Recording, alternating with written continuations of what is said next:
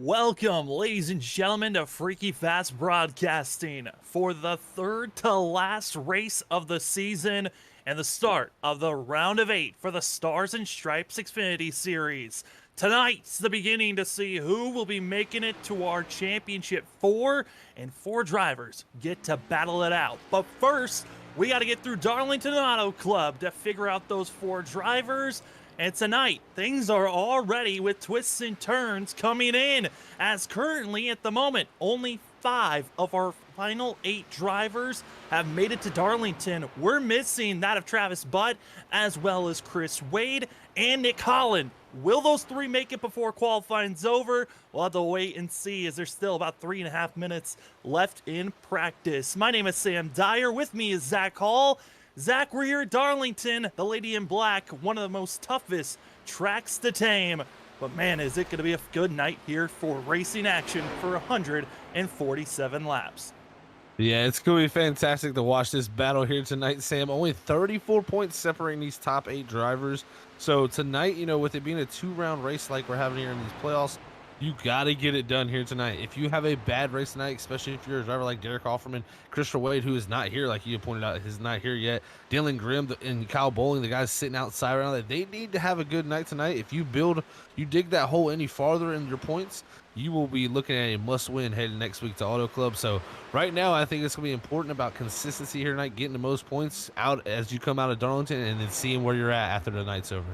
Yeah, I mean, we talk about, you cannot miss a race. And the 2 drivers back of the round of 12 that missed races was that of Ken Campbell as well as Andrew Medlin. They missed the first race of the round of 12, went into Bristol last week, and both drivers got eliminated from the playoffs and were 2 drivers that had very amazing races for themselves, but they were in too much of a hole to dig themselves out of. And coming into here tonight, drivers need to show up, and luckily just got shown in connecting into the session. It's got to be that of Travis Butt, so gonna be making it in. And now there's 2 drivers, that of Chris Wade and that of Nick Holland, that are still on the waiting list, and their time is clicking away. Yeah, time is clicking down here very quickly. I mean, we got less than 2 minutes to go before we head off into qualifying, and after that qualifying session of 5 minutes is up, the session is no longer able to register, so you better be able to get registered. It does look like Nick Holland is registered for the server, has not yet connected to the server, so he's still needing to do that. But still, Christopher Wade, no signs of him yet. So 2 drivers at least right now looking like they may miss it. Holland hopefully going to make it here in the nick of time. Yeah, I do want to make a correction. I said 147 minutes, 146 laps here at Darlington as drivers have been preparing for today's race. Zach, Darlington, an egg-shaped course, and one of the tougher tracks for a lot of these drivers, and even tougher because we're on the Xfinity cars. How are these drivers going to be able to attack here tonight? Yeah, this is exactly what you pointed out was the Xfinity car to me, Sam. This track here already tough itself just with the layout. 1 and 2, a very much a different corner, very wide, and narrow racing surface, but very wide apex to the corner, and it's a much longer radius than turn 3 and 4 where it's much tighter. But this Xfinity car is going to be the real thing I'm thinking we're looking at tonight. Very low downforce in these cars, so not a lot of grip. They're going to have to be fighting right against that wall all night long. Try not to slip up into the wall because damage, again, critical here. High-speed racetrack. You do not want damage. That's going to hurt your tire wear. And again, as always, we come to Darlington, tire wear may be the big subject of the night. You cannot go out there and eat those tires up in the first couple laps of the run. As this track is only just a 1.36 mile course, and Zach, you touched on it. This is it's so unique on how this course and how the driver's going to be reacting here tonight. And you got a little bit of a picture of what the driver's going to have to deal with the 2, and also you saw there pit road, one of the more difficult pit roads that these drivers are going to have to deal with. And practicing it, I'm pretty sure that's what Derek Offerman's trying to figure out. Well, good thing that was a practice time for the 20 as well. He actually out pit road has a little issue there too. He may be having a little fun here at the end of the session, but yeah, what you alluded to there was entering pit road. So difficult here. It's one of the weirdest pit roads. It starts earlier than the exit of the corner off 4. It's kind of in the middle there and way down low with how wide this track is, and the racing surface only being really 2 to 3 lanes up near the wall, where the rest of the track is pretty much the apron is. Now we head off into qualifying. This is going to be so important, I think, Sam, for getting yourself up there track position-wise and staying up front out of that trouble. Track position is going to be so important, as while we were under practice in those final 22 minutes, we did see Travis Butt logging in, as well as Nick Holland, so still waiting on Christopher Wade to be able to connect into the session. As drivers hit up for qualifying, big thanks to all of our amazing sponsors. That at ButtKicker. Feel what you've been missing. Go get yourself a Gamer 2. Instead of hearing the sounds, why not feel them with the Gamer 2, as it's a vibrating physical mass. It will allow you to feel whenever you're slipping and sliding, or when there's rattling, or even the wind wrestling through. You can make your rig be moving and shuffling, and get yourself a Gamer 2. Use the promo code FreakyFast20. That's Freaky with 2 E's for 20% off at ButtKicker. Feel what you've been missing. As drivers hitting the course, also going to be seeing a lot of different designs and schemes here tonight. As it's Darlington, it's throwbacks, and we'll be noting on some of the schemes that we see here tonight as we are watching that of Jason Metcalf hitting his qualifying time, currently second on the board with that of a 30.15 for his first lap, and now attacking his second lap. Zach, for a lot of these drivers, touched on it, track position so important, but how are they going to be able to really utilize this track position into this race? Well, the biggest thing with the utilizing it is staying out of the wall. If you get into the wall, it can really check you up, let people get by you when you don't need to. So right now, the biggest thing these drivers can do is just put down the best time they can. Is wow, Kyle McCoy, what a time from him to go to the top of the board.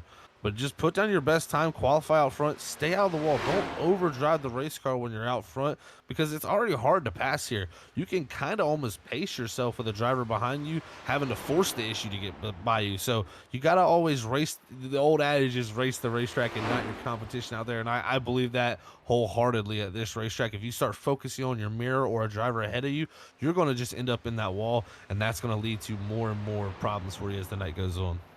Yeah, that's always a term that you hear whenever you come to these tougher courses, is race the racetrack. I mean, how are you going to be able to focus on just the racetrack when you're going to be surrounded by a bunch of people out there on the start of this race? Personally, it's one of the most difficult things. You know, you try not to get rattled by your competition. Sometimes your competition out there will rattle you, and that's what's going to cause these mistakes to happen. What it's going to take from these drivers, though, is just complete focus. And what I mean by that is you got to pretty much put the blinders on, as unless you're like you're a racehorse as such, and just go out there, focus on your lane, your lap, and just every single lap making sure that your precision is at the best. Because if you end up sliding just an inch higher on entry, it's going to make your middle even higher, and then that's where you see a lot of guys get into that wall as we ride on board. You see how the wall just almost feels like it reaches out and grabs you there in 3, as I think that's where we're going to see most of our issues tonight, and off of turn 2, just very tricky situations to be as a driver. After riding on board with this of the 31 of Trey Jackson, and you got to see a little bit of the outside of his scheme. But on board, I mean, qualifying wise, second lap now, and just trying not to get to that outside wall is this 31. But running a special scheme is Trey Jackson, going to be rocking that of the former Dale Seniors scheme of the Oreos Good Wrench that the 3 ran it just one time. And it's going to be amazing to see a lot of the different schemes as well thrown out here. A lot of drivers throwing out different schemes from the 80s, 90s, and early 2000s, which is awesome to see, and some still staying with their defaults, as we see that of Brian Burchett gonna be tackling his qualifying time for the 223. Yeah, and he's gonna have a little bit of time here to put that lap down here in that 223. But we'll see what he can produce. And like you alluded to, the throwbacks, man, those are so cool. This track is so historic, and it's so cool to see when we come back to this racetrack. People want to put on the older style schemes and throw back to the people who really, you know, made us want to do this stuff right here like this, and be on this racetrack and have fun like this and race cars. So it's a really cool and special night here at the Stars and Stripes Racing Series. And Burchett, with his time, going to be moved up to 7th on the board. This is one of the best qualifying times we've seen Brian have all season long. As qualifying has come to a close, that means registering for the race is over, and Chris Wade did not make the cut. Only 7 of our Elite 8 were able to make it into tonight's race, and it is certainly a hole is going to be made for that 53 team, who's going to have to perform amazingly once we go to Fontana next week. But for the drivers here tonight, here's where they lie, as it's going to be Kyle McCoy getting the pole position in the 7, who just came off of a sweeping the round of 12 for himself at Atlanta and Bristol. We'll see if he can continue on his winning ways with Kyle Boyling in the 44 to his outside. Scott Rickard as well as Derek Offerman going to be row number 2, with Dylan Grimm and Jason Metcalf finishing out row 3 in 5th and 6th. 7th place going to be Brian Burchett with Nick Holland in 8th place, with Nate Lynch in 9th. 10th going to be Aaron Hale. Travis Butt going to be in 11th. Andrew Medlin going to be in 12th, with Ken Campbell in 13th, Trey Jackson in 14th, John Dark going to be in 15th, 16th, 17th, 18th going to be that of Mike Lynch, that of George Kovacic, and Brian Lynch. Finishing out the rest of our order going to be that of Patrick Hasty and also Travis Dart, and finishing out in our final position going to be that of Brian Chu. Thank you to that of Ryan Cornwell, who's going to be running race control for these drivers here tonight. So it could be up to 21 drivers racing here as they're all gridding up, still waiting for that of Brian Chu as well as Travis Butt to get onto the grid. But Zach, we touched on it, you're wanting that track position to be up front, but for the drivers in the middle, I mean, this is going to be a very difficult start for themselves. Yeah, very difficult start. And the drivers I'm looking at really are Nick Holland and Travis Butt. You know, they just came into the session here a few moments ago. No practice laps underneath their belt. They go hopping out there first time in their car tonight, and they're able to put down the 8th fastest and the 11th fastest time. I think that's going to be very, very interesting to see how, you know, they work their way through this, because they're going to have to almost use this race as practice. I know, I'm sure they, you know, alluded to some practice probably this weekend or getting ready for this race, but the track is different each time you attack it. We'll have to see what they can do and how they climb through the field here tonight. And as we look at all the drivers and where they are currently up front, the drivers, that of Kyle McCoy and also Kyle Boyling, I mean, we've seen McCoy win and kind of been on a streak for the 7 machine, who for himself actually going to be driving that of a Jeff Bodine, number 7 throwback scheme, a little bit of different colors than what Jeff Bodine would run, as still rocking the Iowa State University colors on the 7. And to his outside, going to be the 44 of Kyle Boyling, and Boyling actually throwing back to himself back in 2008. This was actually the scheme of him winning in the dirt in a scheme like this of his dirt car that he would used to run, but now putting it on the Xfinity scheme. So, you know, some drivers, they go throwback schemes of real life NASCARs as well as schemes from their own past. And it's always great to see when you put a little bit of personal style on your cars. It's the 44 getting ready to go, as well as the 7 up front. Awesome paint schemes out here tonight. Lots of different styles. Let's see how it plays out there as the pace car pulls off. Pace car pulls off, and it's time for more playoff racing. It's the round of 8, the Elite 8. We'll see who can move on to race for a championship in Homestead in 2 weeks. Green flag out of the air, and it's going to be Kyle McCoy already with a great launch for the 7 as they're racing into turn number 1. You're hoping you're not side by side, but it's going to be the 05, ducking it low and already trying to dash to get up to 2nd. Oh, he was trying to close that door on the 44 there at Bowling. He gets it done out of 2 as they race side by side back home from the 5th position on, but great move for Scott Rickard there to get up into 2nd. Very loose on these cold tires from what I've seen already. So we're going to be single filing out until you get back to 6th place, where it's going to be the 223 loose on the apron and luckily holding on, but falling back from 7th. Now back to 14th. It's Brian Burchett continuing to lose time and ground, but luckily his race is not over for himself. Has to reset and attack the drivers up front. You see the 12, that of Andrew Medlin, the driver that got kicked out and could just, after missing Atlanta, was put in such a hole, did not move on to the round of 8. And now the 12 just racing for his own honor and glory to finish out the rest of the season.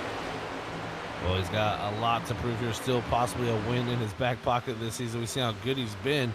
We'll see if he can pick that up. But great start for most of the drivers there. Really the only big mistake there from the 223 there, like I said, with Brian Burchett.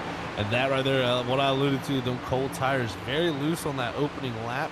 And a big slide for him is now the 12 of Medlin here on his camera. He's going to try to pass Aaron Hell here in the 4, down in the 3. Does he clear him? And it looks like Hell going to be able to keep it there on the 4, but the 12 going to get it done, actually. We're going to be saying slide job a lot when you duck it low and just try to hope that you got enough momentum to get by the other driver to slide right in front of him That's perfectly what the 12 did, as everyone's in line, single filing out, finding exactly where they want to be lying currently, as now ducking to the inside, picking and choosing of where they want to attack currently, as we're seeing the field where they are running, and a lot of decisions have to be made as the 12, Medlin, seeing that Derek Offerman in front of him, and Offerman also running a throwback scheme, as the 20 in front of the 12 is run on board with the 12 of Andrew Medlin. That of Offerman throwing a Terry Labonte throwback scheme. The Kellogg's running back in the day when you used to see the 5 racing out there in the past. Yeah, and I'd say that 5 got around this racetrack pretty fast in that Kellogg scheme. So great scheme for him to be running there for Offerman. But started in that 4th position, he's already dropped back 3 spots here. But like I said, you got to race the racetrack here tonight. We're 146 laps. You know, we're only 6 laps in. No reason to go out here and push too hard to put yourself in danger. You want to be able to have that fast repair in the back pocket if something really crazy comes up. As now we jump up to Dylan Grimm here, who's really having a good run here to start off. Started 5th, up to 4th already. Grimm is one of them drivers, Sam, that I think personally he's kind of, you know, he just shows up when you least expect it almost. Yeah, he is probably my biggest unknown for the night and probably the whole entire playoffs. I did not know if the 23 was really going to show off. Yes, he won back at Indianapolis, but even before that, Dylan Grimm would show he had pace and then would fall off usually at the end of races. But really, since the playoffs have attacked, this 23 is shown he is worthy of being up front and battling for a championship, as our front 4, all drivers from our Elite 8, and really the drivers that are trying to catch up. It's Nick Holland, Offerman, as well as we're trying to see who else can join with the drivers up front. And one driver I'm really looking at that kind of dipped out the whole entire pack as we started that restart there to start this race. And that was one of our playoff guys, Travis Butt. Running back here in 21st now. So he's about 13 seconds back here from the lead. But I think if we know anything about Travis, he usually tends to save here pretty early. And I think he's probably filling it out because he, like I said, didn't get the practice laps in the session. Maybe trying to fill it out back here in the old throwback Jeff Gordon scheme. Yeah, I mean, one of those things that you can actually do here at Darlington is kind of wait out, be patient, and start to find your own pace and rhythm. But Travis Butt, yes, he's trying to find his own pace, but he is still extremely off the pace. As really it's 18th back to 21st where Travis Butt lies. All 4 of those drivers are almost a full second off what our leaders are running, and it's getting a little concerning now of where Travis Butt is, because if he doesn't get up to speed quickly, he might be caught up and put a lap down. And you see Patrick Hasty in the 9 as well, running some throwback schemes of the older Mountain Dew here. And Patrick Hasty, one of the drivers that also didn't get a lot of practice for this 9, came in with about 2 minutes left in practice, and will just keep on cycling through. But you know, seeing these drivers that are further back, they're just trying their best just to find a rhythm, let alone trying to just put down fast laps. No, that's perfectly a good point there, Sam. You know, and you know they do have to start to worry though, like you brought up at some point. You know, the leaders are running so much quicker than them. I mean, like we said, upwards of a second faster. So you know the leader's going to get there pretty quick. You run, you know, 30-second laps around here, you're already halfway a lap down once you drop back 15 seconds. So really big drop back for them. To Kim Campbell here in the 15. He's made up 2 spots in this 15 machine and been putting on a good run so far. Is up ahead of him. Nate Lynch also, he's dropped back 1 spot, but he's got the nice throwback scheme there. Also the Darrell Waltrip Budweiser machine. Yeah, a couple of drivers, you know, submitting all of their schemes, and you know everyone is so. When Darling comes around, it's like, okay, what do I want to pick for my throwback scheme? And I think everyone's got their favorites they always go to. You know, I always think of just picking schemes that might be great for those that are, you know, great schemes of drivers that have raced well at Darlington, or just schemes that you love in general. I was always a Jeff Gordon fan, so I'm always looking at like the Pepsi schemes for my throwback scheme whenever I would come to Darlington. Yeah, you know, the very first one I ever actually did was the Baby Ruth Jeff Gordon Xfinity car. So that was one of the first ones I ever did in my throwback days here in Darlington. Luckily, I've had a few chances in league races to be able to run them, and it's always a very special thing to be able to run, you know, that car, kind of throwing back to your heroes And, you know, maybe it's your car number that takes you back to that place. I mean, a lot of people will do that. You know, there's so many different things to do. And you alluded to Kyle Bolin here as we jump up to him in third. I mean, that's awesome. He's taken from his real life racing there, a paint scheme that he ran and won in before. Like that's really, really cool and special. It's got to be a special moment for him, I believe. Oh, absolutely. And he is also running well, currently in fourth position. Kyle Boyle has been one of those drivers that, has just been searching for a win all season long. The 44 been under the radar, but always figuring out a way to finish up front.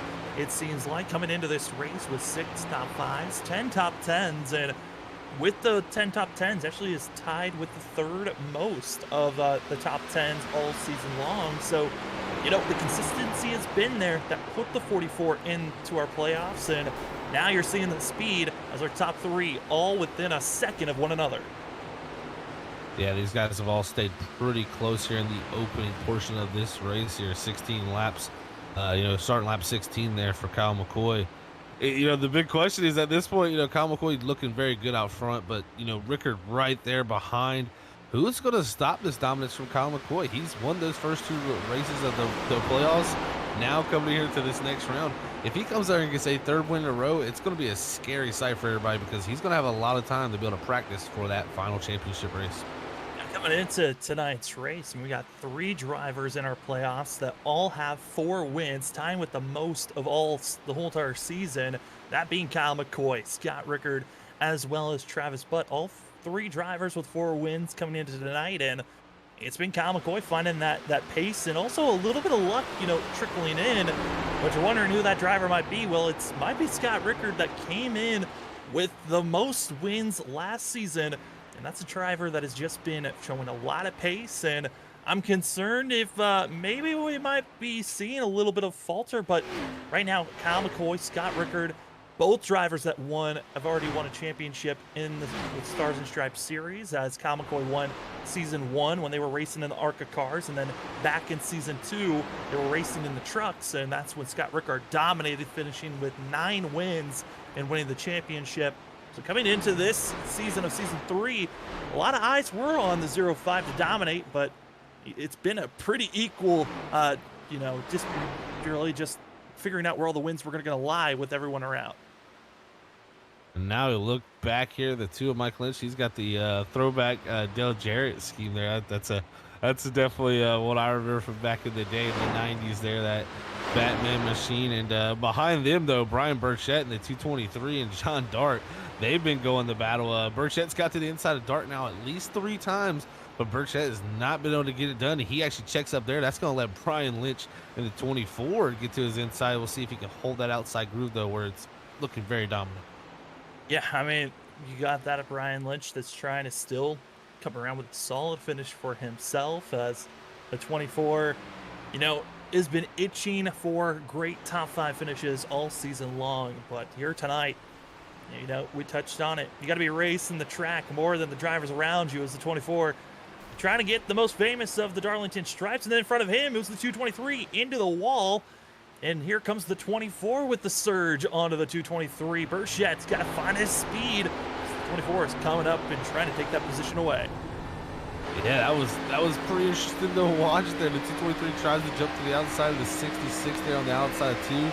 Just gets too tight, hits the wall, and he really hurt that right front now, so he's going to have to be hanging on here early in the go on lap 21, already into the wall again. And that's where I'm seeing a lot of people get to the wall right now, guys, is right there in the middle of 1 and 2. It's just really a lot of guys getting tight, washing up the racetrack. I seen Kyle Bolden not too long ago doing up in 3rd. So really it's affecting the whole field here at the moment. 22 laps into today's race, and I think that outside wall is now starting to get a little bit of a feast as drivers seem to be having a lot of issues. We're now going to be dropping to 9th place, as we're going to be seeing the great battling going on, as it's going to be Nate Lynch going to be making the pass on Jason Metcalf, and Metcalf not giving up, but that was a very sketchy situation as the 35 is falling back and in the clutches of soon losing another position, as also more side-by-side action for 6th place, as here comes Aaron Hale trying to make the move on Holland. Holland, sideways contact. Major major incident there, and that's going to be major for Nick Holland mostly. Aaron Hell's got major damage, but Holland really slow there on the apron trying to get back up to speed. Into the inside wall and finally getting moving, but because of those two drivers having their issues back for 6th and 7th, it is now jam-packed everyone back up to one another, and now it's everyone from 6th back to about 10th are all clustered up, and it is now a danger zone of drivers. They're on old tires and on top of one another. This is a recipe for disaster, Zach. That it is, Sam. This is where you see somebody get into the wall and you just can't get woed up and you get into them. That's one of the things that you see a lot of times happen at Darlington, especially down here in 3 and 4, where everybody likes to run mostly up against that outer wall, up on that groove up there. You get into that wall, it checks you up. The guy behind you can't get stopped, and he runs right into the back of you, damaging not only your car, but his car too. And that's a possible thing we can see. But Holland, man, oh man, he's back to 12th now after that incident, and he's got a lot of damage. He's got to hang on and hope for some type of caution to put him back in contention. Yeah, and also, we're not expecting to see drivers come to pit road for at least another 25 to 30 laps, as drivers going to have 90% of fuel here for these Xfinity drivers. So they're not expecting to come into pit road for a while, but this is now going to be in danger for the 68, as he's now going to be falling into the clutches of Mike Lynch for that, for Mike Lynch trying to move up to 12th. And then also we move back up to, 7th position where Aaron Hale lies, who was involved with the 68. The 4, yes, he's holding off currently that of Nate Lynch and Campbell and all of them, but he has got heavy damage for this 4 machine that's just trying to hold on for now.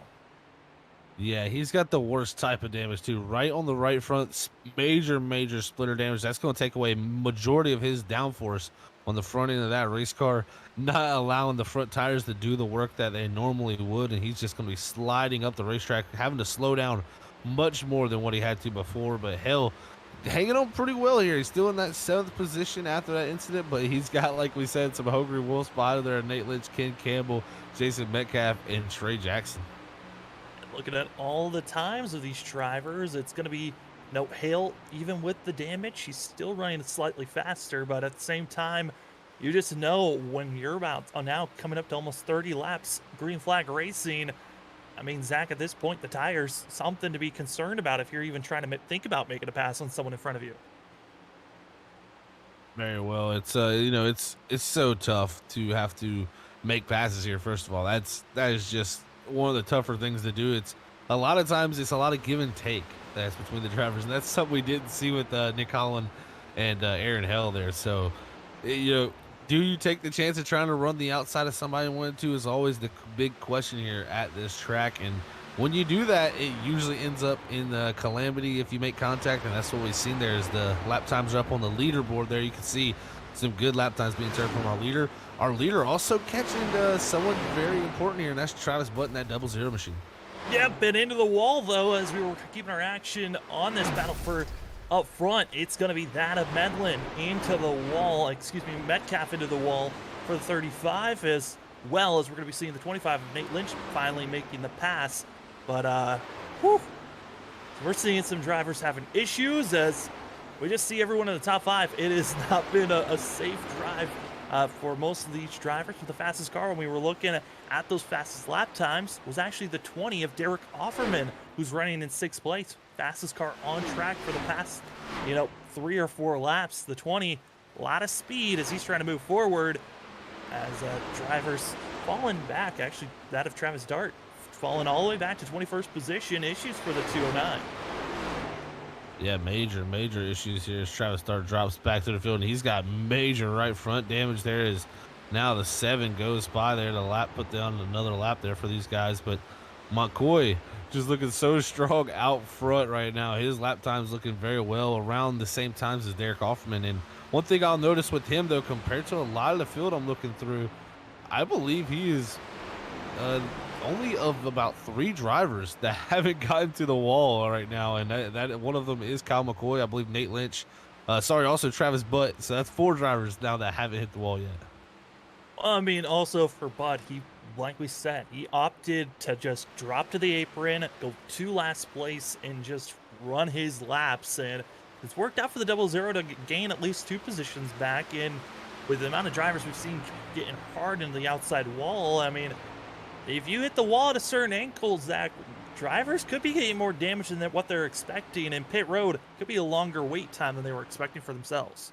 Oh, very well could be. You know, when you hit just right with these tires, when sometimes you can actually get engine damage. So that those repairs will be a long time. You're looking at upwards of a minute of fixes sometimes for these damages on the race car. So we'll have to see who has the worst of that, but you're going to want to get it fixed because it's just holding you back at this point. But like you said with Travis Butt, he's done a good job. Once the leaders caught up to him, Kyle McCoy, he's kind of stabilized and kept that same gap. So he's been passing guys, getting by him as he's been trying to stay on the lead lap here early in the going. Just look back again at the drivers that are battling for that 10th place position. It's going to be Trey Jackson trying to shot once again to try to get by the 35. And you can see, you know, a lot of dinky little dumps of damage, rear end damage for the 35, a little bit of front end damage for the 31. You can see that they've had a little bit of a mix up with one another, but still trying to hold on. And there they go again, into the wall, contact for both. It is the 31 that gets the worst of it, falling back. But this is what late racing action gives you here at Darlington. The unknown and the willing of, if they get close to someone, you could be caught up with their mess. Yeah, that's kind of what I was alluding to earlier. You get into the wall, it slows you down so much. The guy behind you can't get checked up. And that time it was really just Metcalf bouncing off the wall. And you know, Jackson was trying to stay low there to miss him. But as the 35 bounces off the wall, they make contact. And that almost causes an incident enough to bring out the caution. But they keep it going if we stay green. But yeah, that's something we're going to see, I think, a few more times tonight. I was touching on the fact of the 20 being one of the fastest cars. Well, he was running in 6th, well, he's now moved into 5th. Derek Offerman on the move, and he is putting down extremely quick times as almost everyone in the field is running about a 32 or slower than 32 second or slower, while Offerman is running a 31.8, and was one of only 3 drivers so far in the top 10 that are running 31 lap times. This 30, as we're seeing lap cars and lead lap drivers getting a little bit mixy there. Second place, Scott Rickard trying to dive it down low, side by side. Zach, this is not where you want to be with lap traffic. Oh, no, it's not at all in the 65. Not really giving the most to these guys either. It's going to definitely compromise their exit there. Luckily, they get by him here on the straightaway. So Kovacic doing a great job to let him by there. But definitely a tough situation on the inside of 3 and 4 there. It's just, it feels like you never have no grip there. And you can see they lost a considerable amount of time there to our leader, Kyle McCoy. And Kyle McCoy has just been pulling away. You know, we touched on it back around 15 laps into this race. Our top 3 were all within about 7/10 of one another. It is now gapped out to where Kyle McCoy's almost 5 seconds ahead. And if anything, I think the credit is Kyle McCoy been trying to just save his tires, was not going to try to put down the fastest laps for every single race. But a shocker in my eyes, into pit road early is the 20. It's Derek Offerman into pit road. Yeah, that is a head scratcher, Sam. I'm confused by the 20 pitting here. I thought pit road would open up around lap 48 there. Is really when that pit window was in my mind of when it opening up. But he's going to come down here pretty early into this first run here and get these tires. So we'll see how it works out for him right now. But definitely interesting strategies from this 20. I mean, Derek Offerman was one of the fastest cars on track, so it just seemed odd to see him come in. But maybe feeling like, hey, I might be able to undercut. I was already gaining time on everyone else. As long as a caution doesn't come out, I might be able to gain just a little bit more time because our leader, based off of his fastest lap, about a 1.5 seconds off of what his best time would be. So Derek Offerman, you know, if you're right, Zach, on the timing of lap 48, might be when the pit road is expected to get extremely busy. That's 7 laps away, and if it's a 1.5 seconds each lap, there's a lot of time to be grabbed by the 20 machine. Well, I'm also seeing Nick Holland pull off now too, and he missed pit road actually in the 68. That's what we allude to. It's such a tough pit road.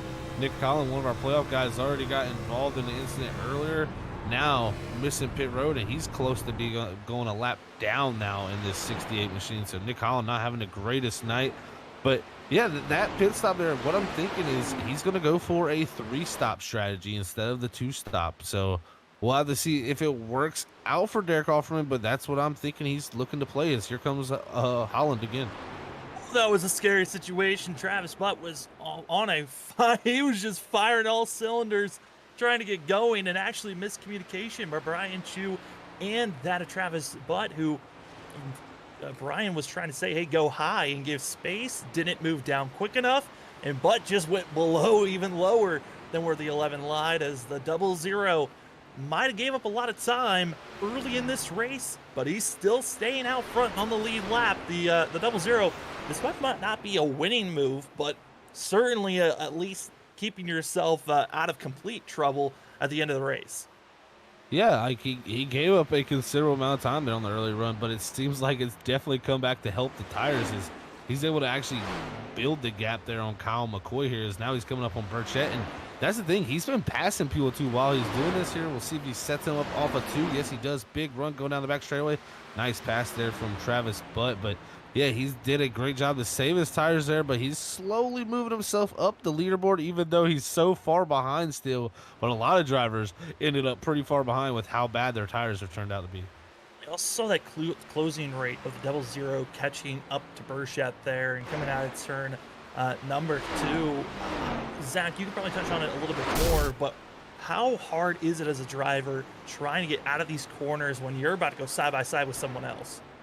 Yeah, it's you know, really what it does is it's really the driver that has to kind of pick up the distance between you and the driver ahead and how fast you're coming. You know, there's so many different calculations going on with our eyes as we watch when we're racing, but when you come up on a driver that is that much slower than you, you gotta lift earlier than you normally would think to, just so you can slow that run up so you don't get bogged down. If you catch a driver right at the exit of the corner, you're gonna slow yourself down so much more. So a lot of guys will slow up that middle just so they catch them right at the exit on the straightaway to be able to use that momentum to pull low. And Travis Butt did that to perfection. As look at that, Ken Campbell, he's gonna pull it down pit road here on lap 46. Campbell into pit road, as well as other drivers that have come in. Brian Lynch, and we noted on that of Nick Holland, missing pit road, but finally coming into pit road, and Andrew Medlin getting service done. As we continue to wait, see more drivers coming into pit road. It's around that marker that you were thinking about there, Zach, around lap 48. A lot more drivers that are inside of our top 15, debating on when to come into pit road, but I'm wondering for that of Kyle McCoy. His lead on now over 7.5 seconds, almost up to 8 seconds over that of Scott Rickard. And now it's really of a debate of when the heck is the 7 going to come in, because he just continues to pull away. Yeah, I think if you're the 7 here, I think you stretch it as far as you can go, man. I mean, you got a gap that you've built back to Scott, and it's growing. I mean, it's continued to grow over 8 seconds now. He is in a completely different zip code when it comes to lap times right now compared to the rest of the guys. They are really struggling back here from second on backwards as McCoy just having the best race possibly of his season here, already showing a dominant performance lap 48, but he can't let that cloud his judgment here tonight because 48 laps into Darlington, a still long way to go here as we just got past under 100 to go. More drivers into pit road, that of Mike Lynch as well as Jason Metcalf and also Nate Lynch all coming in to get service done as, oh boy, the 15 getting a little bit of a scare. We were talking on how possibly perfect the 7's race has been going. Well, you don't want to see a driver sideways in front of you, and that's exactly what happened there.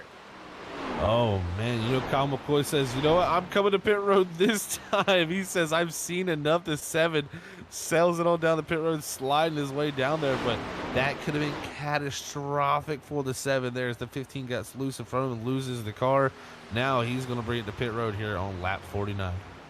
Kyle McCoy, I mean, what's interesting with seeing the 15, Ken Campbell getting so out of sorts, I mean, he just came out of pit road on the cold tires. Zach, that's going to be a factor for these drivers that are getting out of pit road here.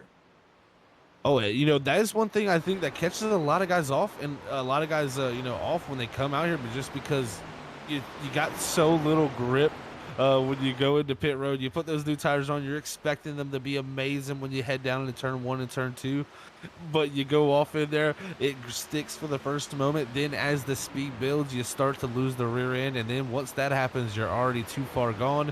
And that's where you see incidents like that happen. And, you know, as a driver like myself, I sometimes even think to stretch these runs longer due to that reason. Sometimes you're more prone to get that caution when guys go out there on them cold tires and just, you know, loop it on that lap. So maybe that's what Rickard and Bowling are doing here, is they continue to pace. They're seeing maybe with these new tires and old tires out here, it's going to create some type of issue for somebody. Well, it's now a full battle, as it has been like this for over 20 laps. Scott Rickard has been holding off Kyle Boylan for this long and continues to hold off. But now you've got drivers with fresh rubber behind you trying to make some moves, as the 20, Derek Offerman, trying to make some momentum, but the 11 of Brian Chu just trying to hold on, and now going to be ducking it low. Fast drivers coming up to lap traffic, and this is not good to see, as the 20 now going to be splitting our top two and going to be just hugging the apron pack practically and making it stick. Here comes that of Derek Offerman trying to unlap himself. Oh, this is such a interesting situation here to be for the 20. He's trying to be nice and not, you know, overdo it here and get too much out of this, but he's got to go quickly because he's losing all that time he gained by hitting pit road early. Right here, stuck behind the 05, and this 44 is right now. Those lower tires showing, as you can see, runs right up onto the back of him. Have to cut down here in late into the exit of the corner. Should be able to get it done this time. There goes Derek Hoffman to get his lap back. Yeah, Offerman's now making the pass, but don't worry. Here comes drivers that are still just as fast. Kyle McCoy now has to figure out how to make the same exact move, and into the wall is the 44. Yeah, and that's a very common thing that we see here, side-by-side action down into the corner. If you enter a groove higher, you got to slow down a lot more here at Darlington. So when you're off groove like that, it usually catches you off guard. I think that's what happened to Bowling there. Is I think he's had enough too. He says, I'm going to bring the 44 down the pit road. And the 05 also, after being passed into the wall and now losing time. I like the call from the 44 of Kyle to come into the pit road. We're still waiting on about 5 other drivers to make their final to make a pit stop here under green flag racing. But Zach, we've already seen a lot of drivers making contact, getting sideways, and having issues. We haven't seen a yellow yet in these first 55 laps, but there have been a lot of times where we potentially could have had a yellow. Oh, it could have happened multiple times there. Scott Rickard here is right on board with him, trying to get down the pit road. Those cautions could have been very, very possible at some point there, but just drivers saving those major incidents like we've seen, you know, big slides, but really nobody coming to a dead stop to be able to bring that yellow out. So great job by the drivers here to make it through to the first pit stop. As Rickard, he's going to be coming down pit road. Looks like Travis Butt, though, the only driver not yet to pit. He might have ducked out of the whole entire field, gone back to last place on the first lap. Well, 56 laps in the middle of a pit road pit cycle, the 00. Now our leader, it's Travis Butt, who came in just about 4 minutes before closing. He almost missed out on tonight's race, which would have been a hole that he probably would have been put in a must-win scenario going into Auto Club next week. Well, it's Butt having issues with drivers below him. It's the 11 of Chu once again. Brian Chu has just been having a terrible night for himself and being loose. He's already 2 laps down, and luckily did not hit that inside wall. Whew, what a scary moment for Brian Chu there. That's what we alluded to. It happens so easy on these cold tires, and Chu just sliding there on the inside groove, now getting it back up the speed. Luckily, no major incident for him there, so he's got a clean race car, but it just steps out you on you so easily, and it's when you least expect it when they're cold. So right there, just doing his best job to save it more than anything. 3 drivers still needing to make their first pit stop of the day. Travis Butt, as well as Patrick Hasty, who's in 6th, and all the way back in 15th position is that George Kovacic, who also needs to make a pit stop. Those 3 drivers still waiting and looming, and I think Travis Butt, probably the most, interesting one of them all, as the 00 still is not coming to pit road, and Kyle McCoy is just about 4 seconds away from taking the lead back. Yeah, and that right there means when this cycles through that Travis is gonna be a lap down, so he's gonna have to drive really hard to get back onto the lead lap once he does pit. I'm just trying to figure out his strategy, maybe trying to get some track position by staying out late, catching a caution, because he's definitely not going to be able to stretch it to the point where he can make it on fuel one stop, because here he comes this time in the 00. He says, You know, the 7's coming pretty quickly. I need to get back down here to pit road here on lap 59. So that also tells me, Sam, that Derek Offerman, even though he pitted 8 laps before anybody else, he still can do that 2-stop strategy like the rest of the field. Side by side, as you're going to see Nick Holland, and now the leader once again, it's Kyle McCoy. And McCoy having a lead by over 2.8 seconds, but he's pulling away from Derek Offerman, and Andrew Medlin going to be finding himself almost a little bit over 5.5 seconds. And 7 ducks it low again.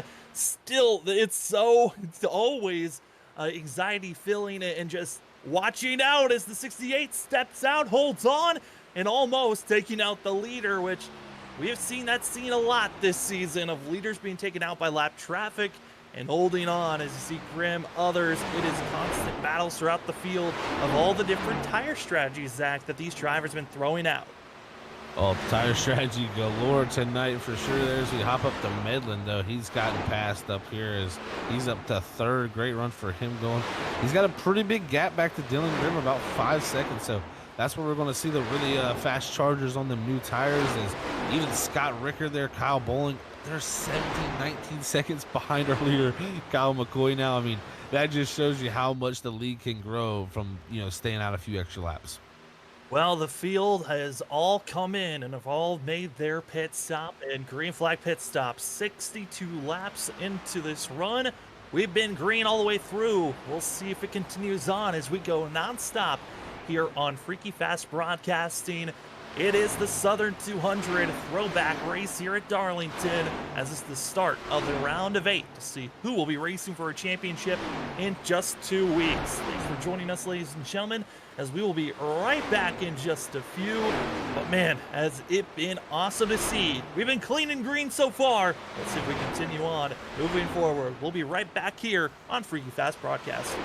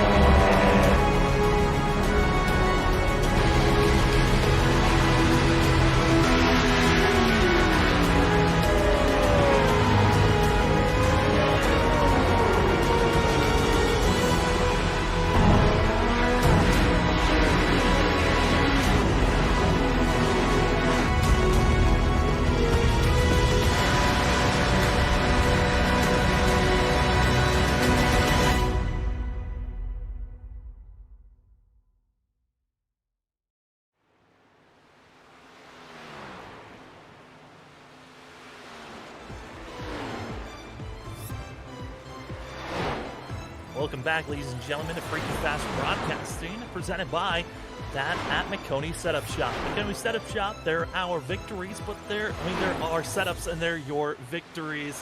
As if you'd like to go get some of the best setups on iRacing, use the promo code FFB10 to get 10% off at McConey Setup Shop.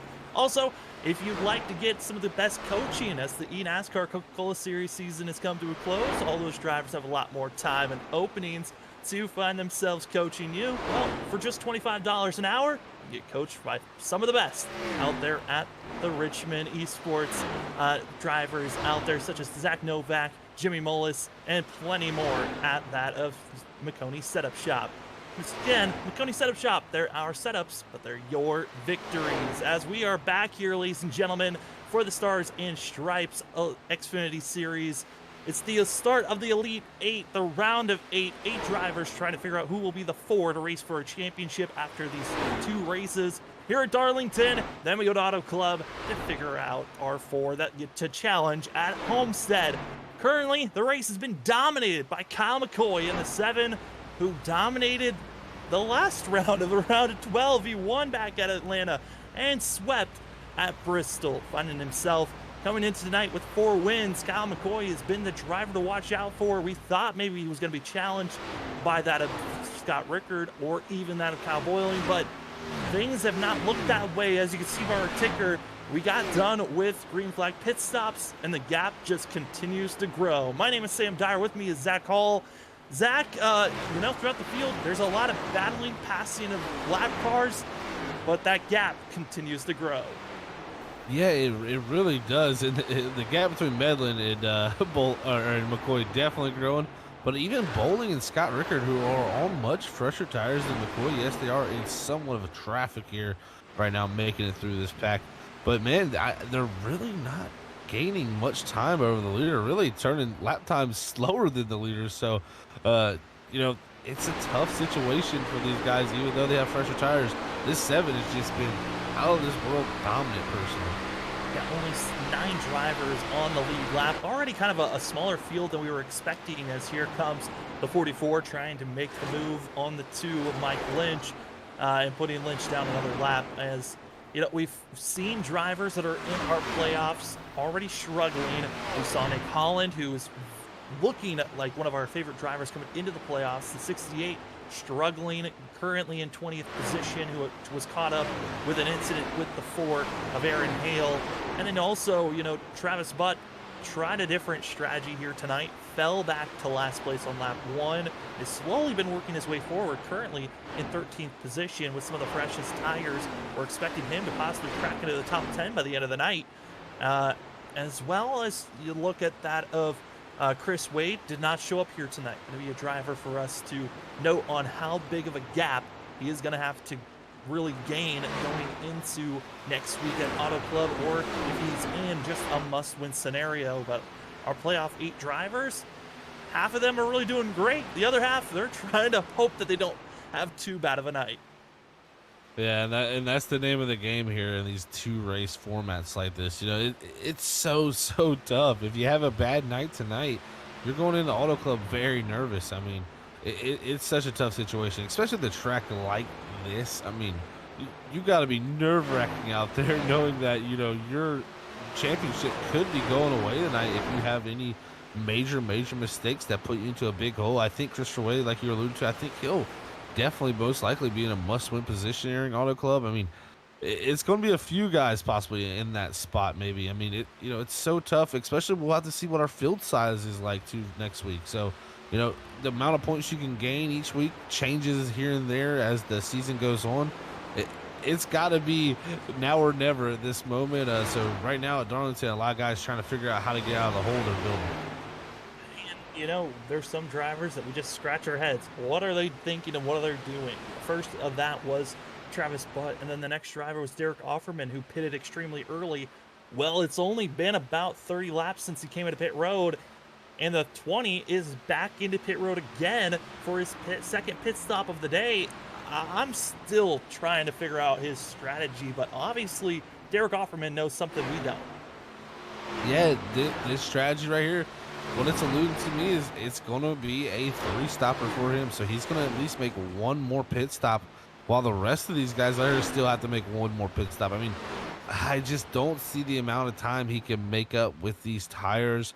I think this is a bad call from Offerman, especially someone who we were alluding to earlier, Sam. He was one of the quicker cars out on the racetrack. Really, him and McCoy were really the only two drivers still in the 31-second bracket as the long run went on. So it kind of caught me off guard there that he's going to go to this 3-stop strategy where his strength seems to be the longer run pace. Yeah, you know, from us up in the booth, we get to see these types of moves, and other drivers, they come into these races with different mentalities. If we're going to move to the battle for 3rd place, as is Dylan Grimm, as well as Kyle Boyling going to be battling with one another as they're side by side, and here comes now Scott Rickard, who's going to be following the 44. And, you know, there's always some type of drivers. There's almost contact going to be made for the 05 into the 23. They hold on, they race on, but the 44 is just trying his best to get away from Scott Rickard in the 05. But, man, it's just one of those races where you're just latched on to another driver. No, it very well is. And we've seen Bolin, he rode behind Rickard the whole time that first run. I think Bolin's got more pace than Rickard, especially on the longer portion of the run. It's going to be the question, can he hold him off as Rickard's got those fresher tires? But it seems like it's evened out between those two. Now we'll see if Rickard can get by Grimm, who's really having a good race again. You know, like we said, just kind of an unknown with the 23, but he's just kind of doing himself, having a nice quiet run here in the top 5. Yeah, I mean, 4 of our Elite 8 are up in the top 5. That being Kyle McCoy, Kyle Boyling, Dylan Grimm, and Scott Rickard. Those 4 drivers coming in, and 2 of those 4 that I just noted on were actually outside of our top 4 coming into the night. That being Kyle Boyling and Dylan Grimm. Both were running 5th and 6th in points coming into tonight, who kind of needed a solid run for themselves, and they're doing just that. As the drivers that they have to be worried about, Travis Butt, who's in 9th place, a great surge for the 00, who stayed a little bit longer than we were expecting, but has been making a lot of gains on the drivers in front of him, as well as that of dropping back. You'll find Derek Offerman, who's in 15th, again, an odd strategy call for himself.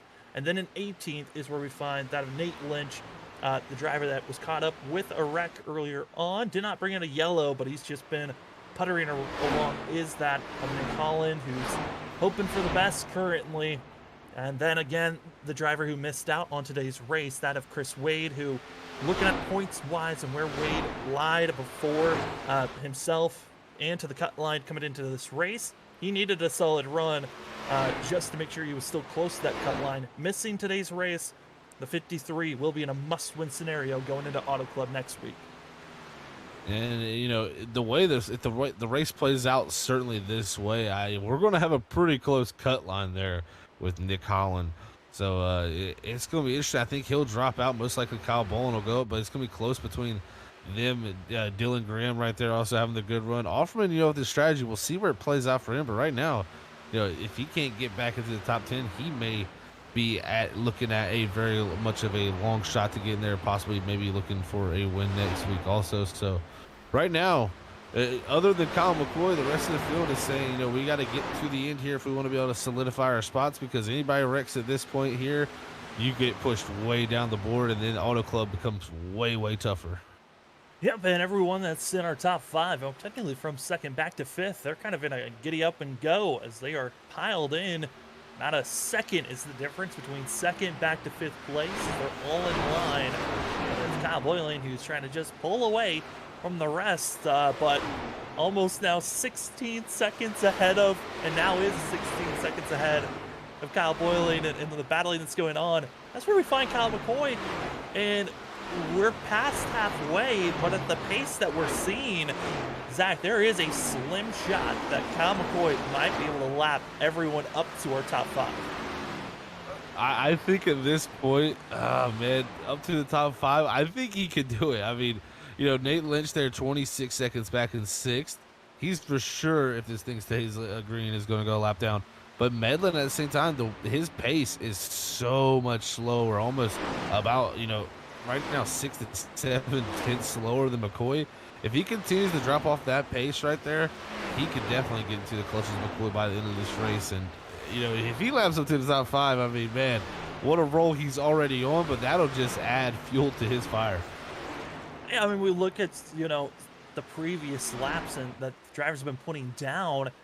It is incredible to see. We usually always note on, hey, you know, if you have the freshest tires, you're bound to be putting down the fastest laps out here. Well, the guys that are up front in our top 10 that have the freshest tires, that's Kyle Boylan and Scott Rickard, and they're finding themselves actually running slower than our leader, even with some of the fresh air that they've got right now. And it's so interesting to look at that data and seeing, you know, even with that of Kyle McCoy having 7-lap older tires, still running well compared to the drivers behind him. Yeah, this is just one of those tracks, man, where when you got it figured out on the long run, you just got it figured out. And I've seen guys do this exact performance, and, you know, especially, you know, it's a guy that you race with week in and week out, and you're like, man, I can beat this guy at, you know, most of the weeks that we run with him. But what was the difference this week at Darlington? You know, what made him so much quicker? And, you know, it's hard to explain.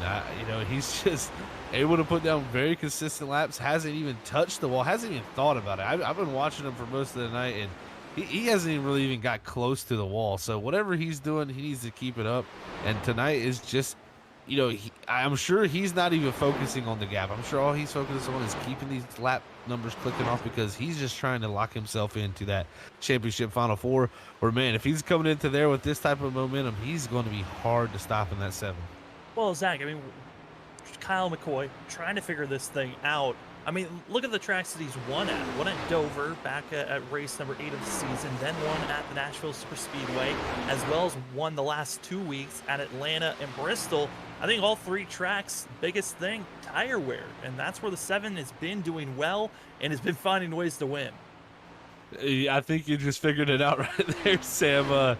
Yeah, those tracks, if anything, those are the tire wear king tracks. You know, Atlanta, Dover, huge, and then you throw Darlington in there. Bristol's also another major one too, but, you know, those 3 right there, I mean, you're talking at the tracks that you really need to save tires, and it's showing here tonight, and it's fitting his style as he's continuing to build that gap. I mean, that is the crazy thing. We're seeing him run lap times quicker, if not, you know, if not matching, but also quicker than Kyle Bowling, and especially Scott Rickard, who's really dropped off a cliff now. And that's kind of what I seen from him last run. His car got really bad as the run went on, and now he's sliding farther back in that 05 machine. And now Kyle's actually starting to equal out. If anything, starting to gain a little bit of time on the 7 as Kyle Boylan catching up to that of Kyle McCoy. It's interesting to see as, yeah, you noted on, 05 losing ground, fading back.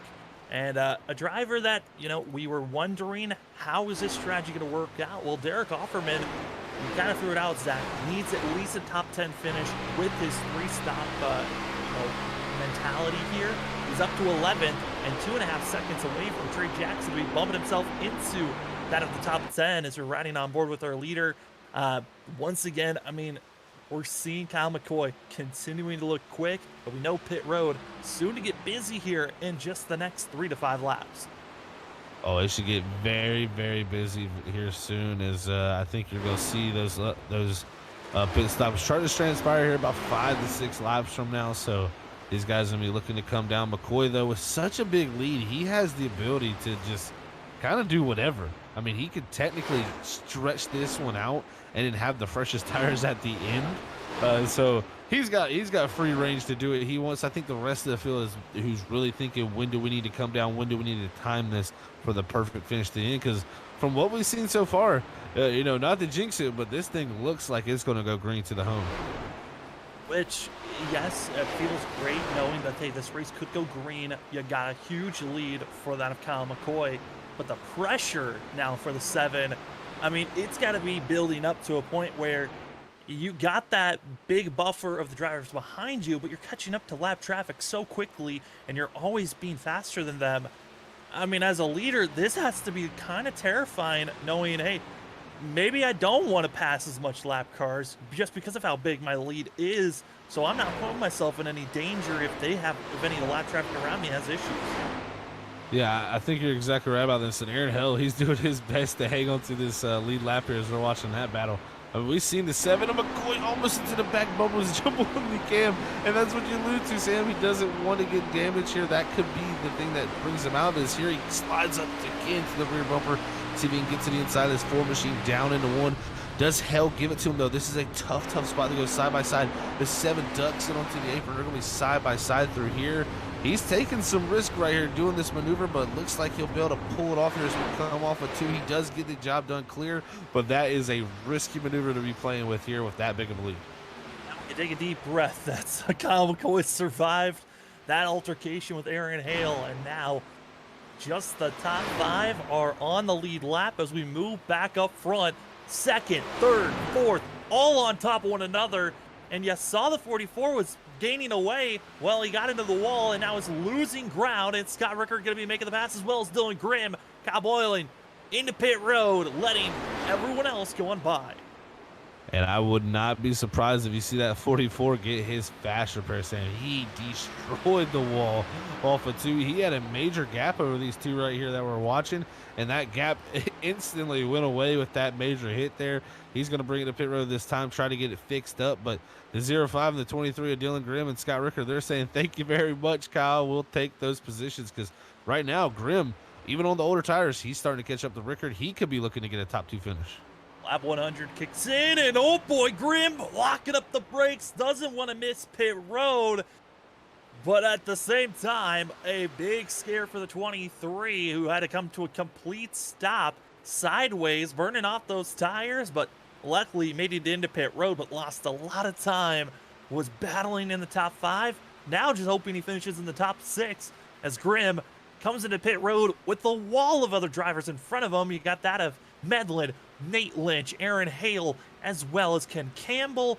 And you could add on Trey Jackson, John Dart, as well as that of Jason Metcalf and Mike Lynch, all getting service done and getting up to speed and taking off. And now up front, Scott Rickard into pit road. We're starting to see everyone coming in with just 46 laps to go. Yeah, this is the time to get it done if you ever want to do it right now. So they're going to come down the pit road. Kyle McCoy still staying out front. He's got the gap to be able to do that, but he's got to be careful with these guys on new tires out here blowing by him. It's going to be a tricky situation if you're Kyle McCoy out front. But right now, as competition hit pit road, I think this is the right time to do it for these guys, but it also should possibly this will be their 2nd set of tires, so they'll have 1 set left after this, Sam. So if we do get a caution at some point, they will have 1 set to play with. And right now, it is only Kyle McCoy on the lead lap, with everyone coming into pit road, and with how many drivers Kyle has put a lap down. I mean, this has got to be a very comfortable feeling for the 7, knowing, hey, caution comes out. All of you have to take a wave around, or one of you is going to get the lucky dog, which would be that of Travis Butt, who currently is already, he needs to come into pit road. Derek Offerman needs to come in pit road as well, our top 3. So for that of the 00 and for the 20, both concerned that they might go a lap down once more. Yeah, definitely so. These 2 having to hit pit road again with this race. So they got, being a lap down and already having to hit pit road an extra time compared to the leader, it's going to be a tough situation for these guys. But Offerman is put himself in this spot to run this strategy. We were talking about it. He may know more than us as they run up on a 65 of Kovacic. That was so close. And there's Holland into the wall back there in front of Grimm. And Holland has already used his fast repair, the 68. Hard damage for himself, who was already running further back. But now it is a wall of drivers side by side coming out of turn number 4. And oh my goodness, hold your breath. They're trying to just survive and get through. Dylan Grimm in the mix of things, as well as others. They're going to be 3 wide. Ken Campbell through the middle. Oh, that made my heart rate spike right there. We see the 23 dive it to the inside 3 wide. Glad he backed out of that, because that would have not stuck for sure. He backed out, makes the pass here now down the back straightaway. But man, Offerman had to be thinking, guys, please don't put me in the wall. I'm trying to just make it here. Yeah, and Derek Offerman, another driver who had already used his fast repair, so doesn't want to use it again. Kyle Boylan has already used his fast repair. Most of the field has used a fast repair here tonight, which, Zach, with how many times we see drivers getting into the wall, no surprise, as our leader had come into the pit road. Kyle McCoy coming out of pit road, currently in 3rd position, and also almost having drivers bouncing off the wall into the 7 once he came out of the pit road. Yeah, that was close stuff. That was like Brian Chu, Nick Holland, and George Kosick there. That's right here. This battle, we switch back to the 65 here on the outside. Kind of the whole the plug into the system right here is here goes the 68 of Holland by. Now Chu's going to go to his inside. This is close stuff. Got to be careful in this situation if you're a 7. Send it low and hope that it sticks. Currently is that of the 7 as Kyle McCoy just trying to get by lap traffic to find a little bit of fresh air, as he is currently stuck in the middle. It's Brian Chu and also that of Nick Holland. 2 drivers that have been struggling all night long. When you got 2 drivers that have been struggling just when they're on their own next to one another, that's not a good combination. As a 7 side by side coming out of turn number 4. Luckily, no one bouncing off the wall, but certainly a scary position. And once again, Kyle McCoy's got to figure out how to get by lap traffic in the center of the corner. And Holland backing out, giving space. There goes the 7. Yeah, and that was inevitable with the tire advantage he had there. As now Burchett follows through there in the 223, but McCoy, what a drive for him. He's still, like you alluded to, Sam, he comes out of pit road still in 3rd and 10 seconds ahead of Kyle Bowling, the driver on the same strategy as him. So he's got 2 drivers in front of him that still need to pit, and he's closing down that gap pretty quickly. You know, the big issue I look at for these guys is they're going to be about a lap and a half down to McCoy here, with, you know, not that long to go in the race, and there's not going to be that much difference in the tires. I just don't see this 3-stop strategy working for Offerman. Now, Travis Butt, he's kind of had to play the 2-stop strategy anyways due to the way he's, you know, how much time he lost in that first run, but just an interesting situation here as this race is played out green. Oh, absolutely. As the drivers we're seeing, again, going through another green flag cycle. 109 laps of green flag racing, coming up to 110 of green flag lap racing. We're going to take our final commercial break. We're going to go non-stop, but when we come back, we're calling it to the end. Will Kyle McCoy be able to lap down up to our top 5, or will we be seeing the 7 being holed out off enough to at least have our top 6 still holding there? We'll find out in just a few.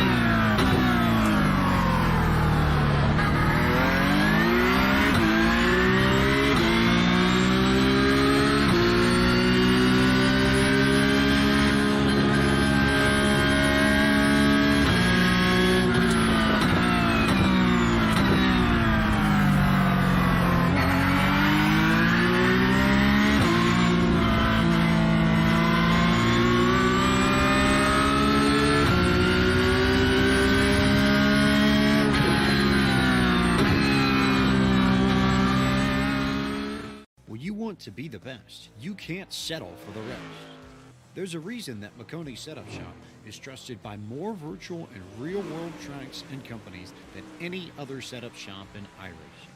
With partners such as Stafford Motor Speedway, the Nashville Fairground Speedway, Five Flag Speedway, Speed 51, and more. When you want something done right, you go to the experts at Makoni Setup Shop. With setups available for most series on both asphalt and dirt, built by a team of professional builders consisting of some of the top talents on the service, Makoni Setup Shop LLC has what you need to hit the track with confidence. Head over to MakoniSetupShop.com and learn why Makoni Setup Shop is the official setup shop of Richmond Raceway Esports and is partnered with some of the largest names in virtual and real racing. And remember, at Makoni Setup Shop, there are setups, but your victories.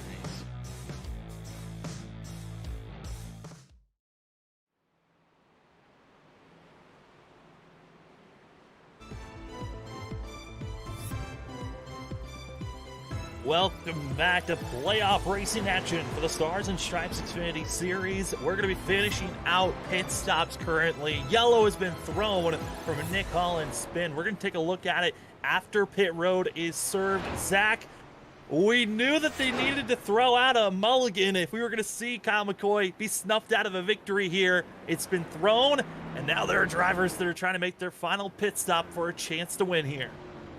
Yeah, this is definitely shook up everything. Travis Butt and Derek Offerman are thanking the racing gods for that yellow. They're saying, yes, that's exactly what they needed. And it's going to play out very interesting now as we got those two up in the mix.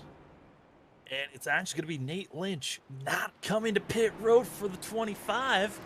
As most likely they'll have to come into pit road and get service, but he's already used 2 sets of tires. Not going to be doing so, but we're going to take a look at the incident that brought out the yellow. It was Nick Holland by himself. As we take a look at this replay, you're going to see the 68 just coming in a little bit too deep, Zach, and that wall sometimes is your friend, but it was his foe for the 68 here tonight. Oh, a big foe it was. And yeah, you get in there too deep right there. And really what happens is it just ricochets you off the wall. And a lot of people have had this case. He just hit it so hard that it just got the car upset, slides him down the racetrack.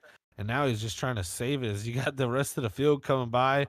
And that is going to be the yellow right there as they just skirt by. Brian Lynch does in that 24. And yeah, man, that is going to be our first yellow of the night. And that's really going to shake things up. And we were talking about it under our first commercial break of the fact that, you know, the racing line here at Darlington is so narrow. You will need to be on the racing surface and spun around. And it's really only the top really 2 strips that you need to be on. And it was just enough force to be bringing the 68 out onto the racing surface, bringing out our first yellow of the night. And now everything changes. As we touched on, Kyle McCoy was about to be probably finishing this race with over a 20-second lead over Scott Rickard or Andrew Medlin, one of the 2 drivers that was going to be in second position.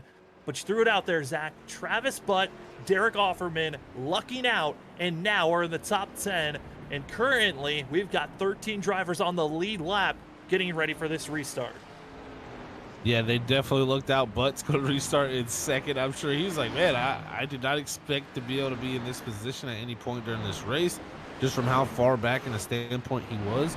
But Derek Offerman, looking at him, let's say he lost some spots on pit road because he was third when that caution came out, but still going to be able to restart in sixth. And the biggest thing for him is it saved him from that pit stop he was going to have to make, and that was going to put him more than a lap down, and he would have been in major trouble at that point. This right here, his big savior.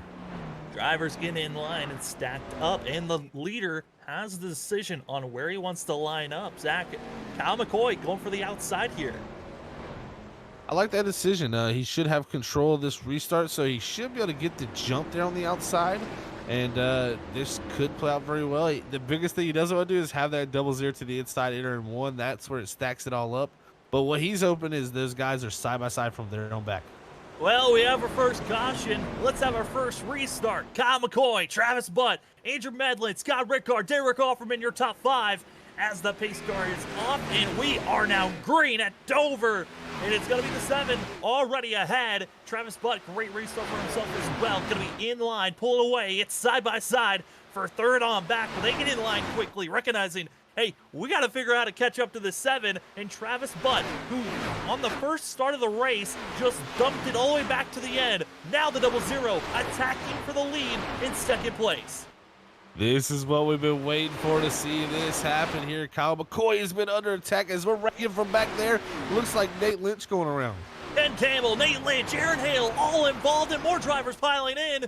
Oh no, Dylan Grimm somehow, I think sneaking by was the 23, but more drivers just nowhere to go on the outside. Oh man, major incident there starting around that 25 of Nate Lynch, and they're getting into the wall. Kind of similar incident that we've seen with Nick Holland. You know, when we look at this replay, one of the things, it's going to be on late in the incident, but here, side by side, hard racing. You're seeing the 15 as well as the 4 racing hard, as well as the 25, and that wall, once again, dangerous place to be. It slows you down, and Campbell just coming in with so much speed.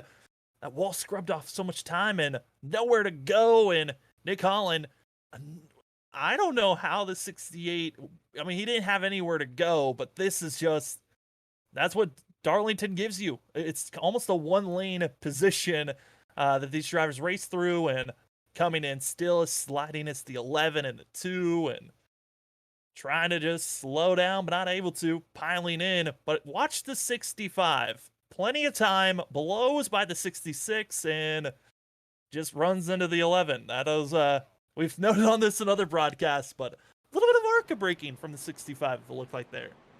Yeah, that's one thing you definitely don't want to see. You know, the incidents happen so far ahead up in front of you that you gotta react a little bit earlier, get slowed down. You know, everybody's trying to get positions at that moment, but you're going to gain positions with the drivers that wrecked in front of you. So just got to be patient there in that and make it through it, and you'll gain some spots. But a lot of guys there hurt involved in that. One thing it does do is Dylan Grimm, he took the wave around there. He missed that wreck, so now he's going to come down and get his last set of tires that'll help him out in the 23 machine. But, man, re-rack him back up, a quick yellow there after getting our first one of the night.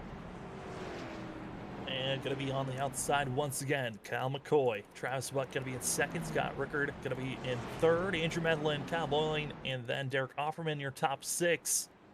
And honestly, for a lot of these drivers, they're kind of stuck with what they've got, unless they want to come in and, you know, get service done for quick repairs.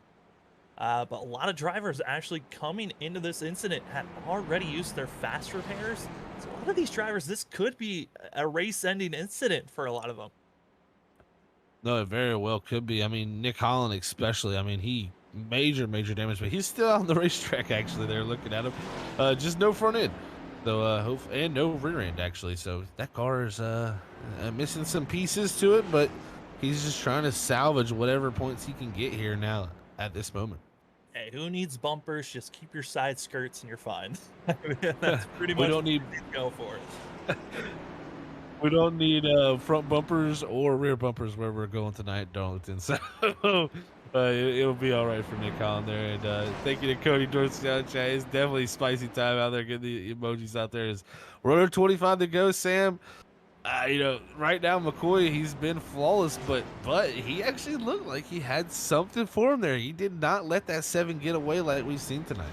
No, and you know, that's one of the things where I don't think the tires were built up and had enough heat built in for the drivers to put in their max speed on these attempts. So we'll see how well they can go on a second try if we can survive. It's going to be that of Kyle McCoy, Travis Butt, Andrew Medlin, Scott Rickard, Derek Offerman, going to be your top 5. Kyle Boyling's going to be on the inside of row 3, and we'll see what the 44 has here as the drivers coming at turn number 2. I mean, Zach, we got to see a long green flag run, but that's because they were so split up from one another. We'll see if they can survive, or if we're going to be seeing the usual cautions breeding cautions. Yeah, I was about to just say that same caution breeding cautions here tonight. You know, and that's something you see with Darlington. You get spread out, you get those long green runs. But when you get bunched up and you get these restarts, side-by-side racing here, very difficult to do. And now when push comes to shove, that's when you take a few more chances. We could see a few more cautions if this thing goes green. Base car's off, and it's Kyle McCoy on the outside, just waiting to see that green flag, and they are off turn number 4. They're already taken off. The 7's gone, the 00's gone, and now it's side-by-side for 3rd. That's Scott Ricker trying to make it clear, finally does. And now our front 4 in line, and it's time to see who can attack forward as they're already 3 wide. It's the 31, Trey Jackson, going backwards and already spinning. It's the 23, bumped around, playoff driver. Caution not going to be thrown. He's off the racing line. We stay green as it's going to be Dylan Grimm losing all the track and time from up in 6th place back to 13th. Oh man, Dylan Grimm just getting a little bit of contact from the 15 and really was losing it right before that. He was making the big run from the top on those brand new tires, cut down the racetrack in front of the 15, gets loose. 15 tries to slow up with Ken Campbell, but just cannot get it rolled up in time, and Grimm gonna go all the way back now to 13th. Luckily for him, only 13 cars on the lead lap.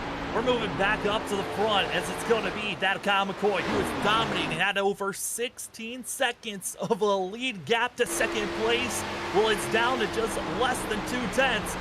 Travis Butt keeping it close, but Ricker and also Medlin, they have shown that they've got some of the fastest cars on the short run, and that's all that they need. Just a handful of laps to really get some speed, get in front of the 7, and here comes Travis Butt for the lead. The first time all day where Kyle McCoy is under fire to lose that lead position.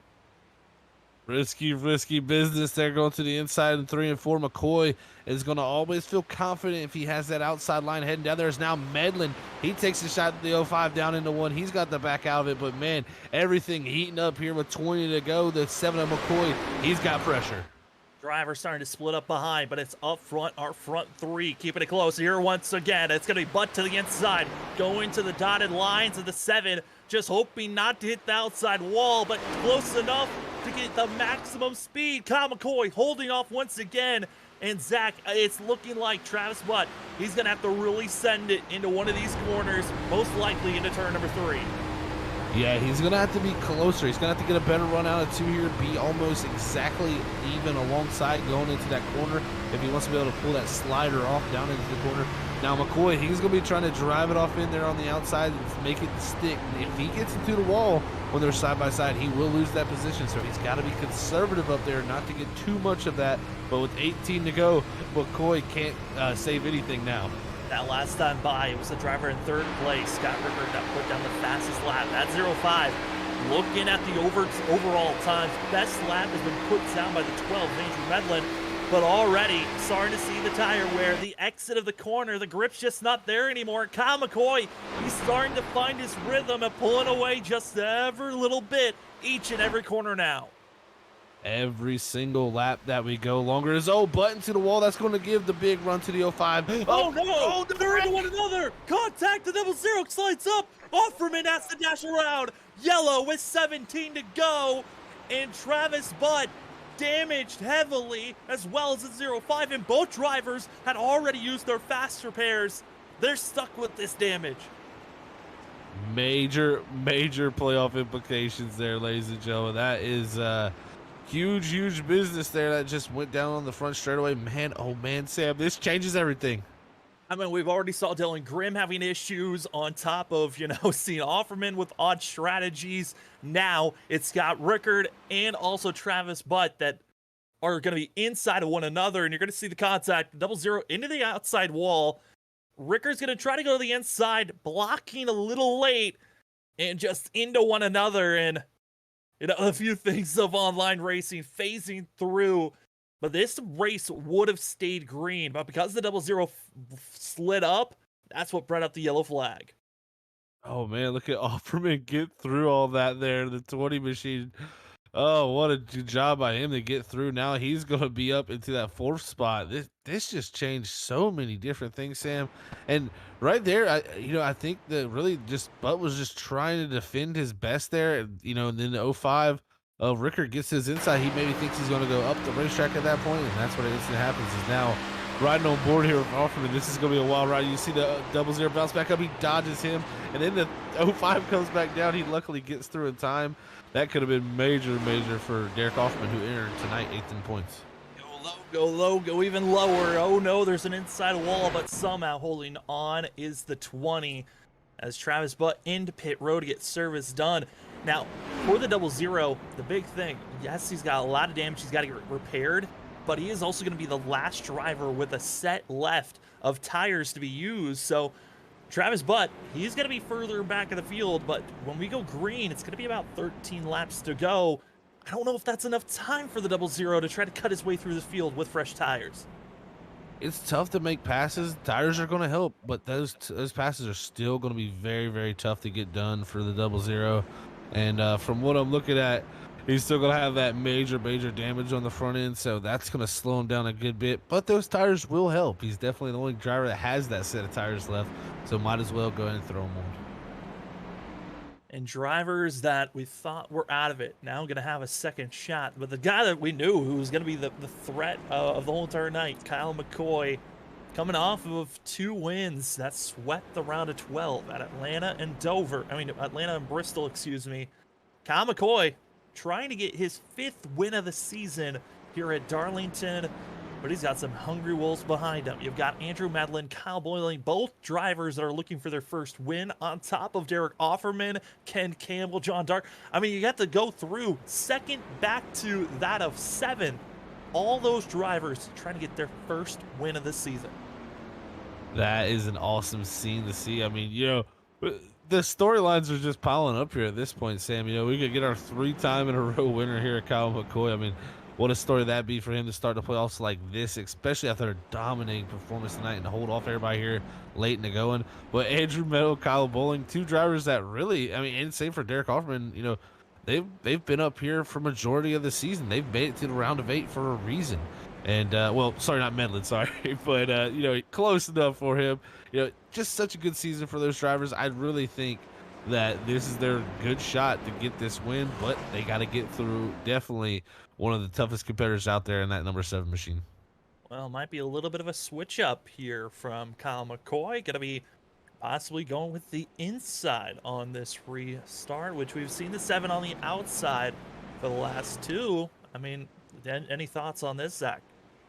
Well, the inside lane can actually work pretty well for a restart like this. What you can do is, if I think McCoy, what he's going to do, he's going to cut the racetrack here, really. You can kind of cut down below into that apron. You're not up to speed, so you don't need the grip at that point. And you can kind of get a little distance down to the start-finish line. We'll see if he alludes to do that, but maybe also a little bit of help there to Medlin. You never know with these things out here, so we'll see what it works like on the inside, but he's definitely got it done on the outside before. I wouldn't put it past him to be able to get it done here, too. Another thing we'll have to watch out for, since we've had a few heat cycles here and there with these cautions, is wheel spin. Who can put the power down is going to be critical here to this restart. Drivers stacked up and ready to go. It's Kyle McCoy, down of Andrew Medlin, Kyle Boyling, Derek Offerman, Ken Campbell, your top 5. But for that of Kyle McCoy, for 110 laps, felt like this race was in his hands. A late yellow has now brought us into a ton of cautions, rolling over one another. But it's going to be 12 laps to go. The 7 is taking off. The 44 with a great launch on the inside. They're going to be side by side for second, going into 1 and 2. And the 44 Boiling, he's got to get going quick because they're letting the 7 just pull away out of 2. Yeah, that was just love what McCoy did there. He just did a great job to do that restart to get those guys side by side there in second now as they figured that all out through 1 and 2. Bowling lost a good bit of time there to Medlin as now it starts to stack up from back behind Offerman. And it's just Kyle McCoy pulling away. 11 laps to go. As it's Andrew Medlin, Kyle Boyling, all just cycling through as we ride on board with the rear end of the 20 of Derek Offerman. Offerman just trying to pull away as the 05 Scott Rickard's trying to figure out how to get by the 15. Note on Travis Butt. Required time for the 00, still in pit road, getting service done. But if we're going to see a wreck, it's going to be back in 7. Side by side, it's John Dart, Aaron Hale, 2 drivers that are just trying to get their best finish of the race, as they're almost 3 wide back there for 11. Man, oh man, it's all transpired here late and going at Darlington. All the action we saved all Starting the the wall. peppers. Oh, yeah. 66 and 9th, now drops the 10th in the wall, almost getting into the 23 of Grim, but gets in line moving forward. And as they're all just trying to survive, I mean, this is when racing is at its most dangerous here at Darlington. You're stacked up, you're trying to get every inch you can, and that means that outside wall is reaching a little bit further than it was all night long as you're trying to get as much speed as possible. Yeah, we don't need the right sides after this 9 laps are over, so you're going to use it up here to the best of your extent here. As everybody on chat put the pepper emojis out there, the wall is it's getting spicy for the wall right now as your drivers are starting to take it down. Grim, though, trying to make up spots here late in the go, and Sam trying to get past Nate Lynch. We'll see if he can get it done. The battle for 6, it's got Rickard, Aaron, Hale trying to make the move. The 4 pressuring on, almost putting the 0-5 into the outside wall as they still stay side by side. Scott Rickard's just hoping that he doesn't get dumped and causing issues, but the outside wall sticks out too far into the wall, and there goes the 4, making the move for 6. But don't look now, Dylan Grimm needing to get every position possible for the 23 that was involved in the wreck earlier. There goes the 65. They're spinning, they're wrecking, but they hold on straight as the 65 goes into pit road. Ooh, that could have been bringing out another yellow. Oh man, George Kovacic trying to hang on to that thing there. Luckily will, but that could have been catastrophic, and another yellow that these guys don't want. Is Grim there makes the pass down into 1. He's up another spot up to 7 or up to 8th there, so he's gonna have Scott Rickard there in the 7th position up next. We'll see if Grim can keep going forward.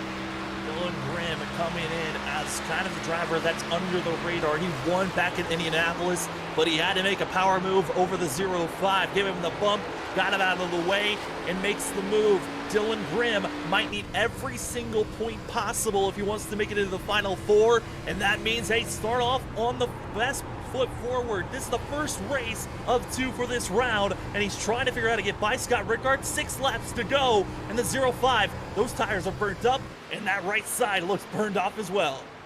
Yeah, he's just trying to hang on, especially after that incident with Travis Butt there. He's trying to hang on to that, but look at Derek Offerman. He's up to 4th still with that, lucky caution able to get him not out of pit sequence with these guys. King Campbell also a good run for him back there in 5th. Man, it's a good group of guys up here, but McCoy, he's been the one constant all night. Just a dominant performance with 5 to go for him. Now McCoy continuing to pull away the lead, almost up to a full second. It's the 7, trying to make this 3 wins in a row and win number 5 of the season. But I gotta say, for Kyle McCoy, what a time to hit your stride in the middle of the playoffs. And he did it right when the playoffs started, and he continues to look strong here at Darlington. The question is, Auto Club and then Homestead, the next 2 races after this one. But Kyle McCoy, his whole entire hopes and dreams at this point, hope that this race continues to stay green and that there will be no more yellows. Oh man, Dylan Grimm all over the back of Scott Rickard. Coming off of 2, almost had a chance going down here to 3. But he's going to get into the wall there a little bit late in the going, but he's still putting the pressure on that 05. The 05 struggling late in the going. It's fine. Just scrub it a little bit. Maybe it'll help you with the entry as here comes the 23. Once again, the DoorDash machine trying to go to the inside. Here comes Dylan Graham side by side with Scott Rickard, and he's going to go into the apron. Not enough speed, scrubbing off too much time, and now Nate Lynch could have a shot to possibly come in and go for the 8th place position. Yeah, if you're Grim here, you want to get that spot from the 05, especially with the playoffs on the line here between these two. You want to get as many points on other playoff drivers as possible, but you don't want to give up a point also to that 25 behind you. Here comes Grim again off of 4. Right on the back bumper. If anything, Grim might need to use the bumper, get the 05 out of shape. 2 laps to go. And all that Kyle McCoy wants is the white flag for Dylan Grimm. He wants another position and get up to 7th. But coming out of turn number 2, Grimm just not looking like he's getting the exit out of 2 that he needs. And now under pressure once again. But up front, Kyle McCoy out of turn 4. It's your freaky fast 1 to go as he crosses the line. White flag in the air. And for Grimm, this is exactly what he wants to see. That is to the inside here, going down the 1. This is going to be his last shot of the night. Down into the corner, going to have to send it. And it's going to be almost close contact. The 05 survives. Keeper once gets a little bit of contact, but Adam Scott Ricker didn't get into the outside wall. Pulling away is the 0-5, and up front, it's Kyle McCoy. 3 wins in a row in the playoffs, and now locking the 7 in for a chance to become a 2-time championship winner. And now Kyle McCoy, his 5th win of the season, the 7, he's battling for a championship. What a drive from that guy. You know, he's going to be super excited. 3 in a row, and at the most important time of the season. Shout out to the rest of these drivers, though, too. Drivers like King Campbell, what a drive for him. 13th to 5th. Andrew Maryland, 12th to 2nd. It was a blast here tonight at Darlington. I mean, if anything, Derek Offerman, what a lucky shot that he got. Needed the yellow that came out along over 110 laps of green flag racing, and the yellow strikes, giving the 20 a shot to get a top 5 finish. Gets it done with that last set of tires for those final 30 laps. But it's the 7, Kyle McCoy, getting to burn it down again for the 5th time this season. The most winningest driver so far in the Stars and Stripes Season 3 Xfinity Series. It's the 7 of Kyle McCoy. Win number 5 for the 7 with 2 more races to go. He's going to hope to win every single one moving forward. Well, as the 7 gets to burn it down, we'll be back in just a few to talk to our top 3, Kyle Boylan, as well as Andrew Medlin and Kyle McCoy in just a few here on Freaky Fast Broadcasting.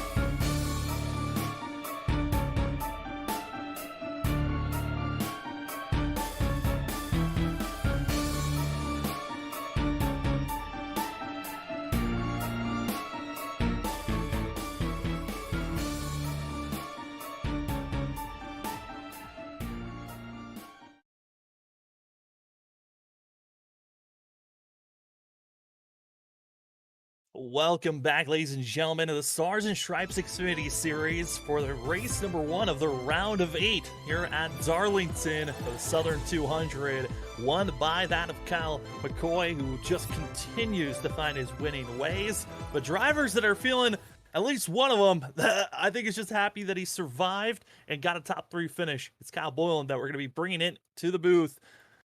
Kyle, it's Sam up at the booth. You got me? Yep, I gotcha. Well, the 44 showed a lot of speed, but you had to race around that of Scott Rickard for most of this race.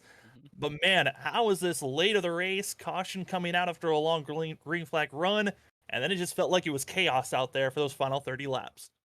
Yeah, I didn't want to see that caution. I liked how the tire strategy was working out, but yeah, we still came home third. That's where we ran most of the race, so I can't be too upset about it. I mean, Kyle, this is probably the best finish you could have asked for. A lot of your competitors having off nights. I mean, Chris Wade not being here, uh, that of Travis Butt having a poor finish here tonight. Nick Holland also having a poor finish. And you were that bubble driver that just needed to have a great run. How are you feeling about points going into Auto Club next week? Well, yeah, it's a good night. I really wanted to have a good showing tonight with the paint scheme I had on with my throwback, so it turned out very well tonight. Yeah, points are. I'm not too concerned about points. If I run well, they'll work themselves out, and we'll see when we get to Homestead. Yeah, we're going to Auto Club next. How are you feeling about Auto Club just in general? I mean, it's another one of those tracks that is a little more grading on tires, and it seems like I have a little bit more strength to those tracks, so that's it has me optimistic. I know if I get to Homestead, I'm really excited about that one if I can make it there. But if I don't make it, I mean, I can still have a good race. So, yeah, no, I think Auto Club will be. Hopefully, it'll be a good one. Well, Kyle, before letting you go, the floor is yours for any shout outs. Oh, yeah, you guys put on a great broadcast, so thanks to that. I want to thank my teammate Scott Rickard for helping me with my throwback this week, which my throwback is to my go kart back in 2008 when I started winning on dirt. So I want to thank him for helping me with that. And I think that's all I got. Well, congratulations, Kyle, on a top 3 finish here tonight, and good luck next week at Auto Club. All right, thank you. As Kyle Boylan going to be getting a 3rd place finish for that 44 team, we now get to talk to a driver that kind of wishes he was in the top 8. Got knocked out last week at Bristol, but still a solid finish for the 12 of Andrew Medlin. Andrew, it's Sam up at the booth. You got me? Sam? Well, I feel like we've talked to you in this position a lot this season. 2nd place once again. What else could you have done there in those final couple of laps?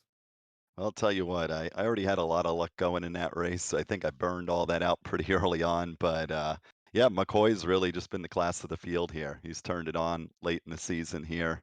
And, I know we're all out here to win, but I'm just thrilled with a P2 finish after, missing a race the start of the playoffs, having a bad run at Bristol last week, and really didn't have much expectations. I was really coming into this race hoping for just the top 10 with zero practice coming into tonight. So really happy. Sorry, hate I didn't have anything for McCoy there on that last run after the last caution there. But again, thrilled with a P2. Yeah, I mean, Andrew, we were seeing this race primarily green until those final 30 laps. I mean, what was going through your mind once you saw that yellow coming out?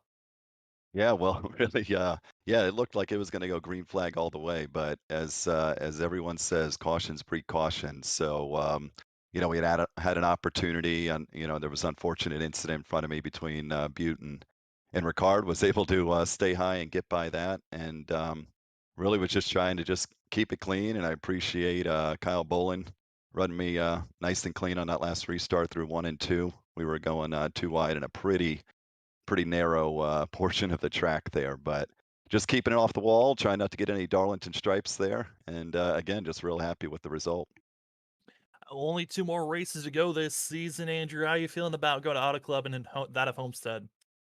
Well, I'm feeling a little nervous. I've gotten next to no practice in my sim the past couple weeks due to a house move. But just maybe I can have a little bit of luck like I did here tonight. Auto Club's always a fun track, and Homestead I've run pretty good at. So while I am out of the playoffs, maybe I can finally sneak a win out. The only win I got this year was the only race you guys didn't broadcast. So if I can just win one on the broadcast these last 2 races, I'll be on cloud 9. Yeah, I missed out on the All-Star race, but we're hoping to see you get a winning race here under the points. But Andrew, before we let you go, the floor is yours for any shout outs. Yeah, I got to give a shout out to my wife as always. Like I just mentioned, she and I have been through a very difficult house move the past couple weeks.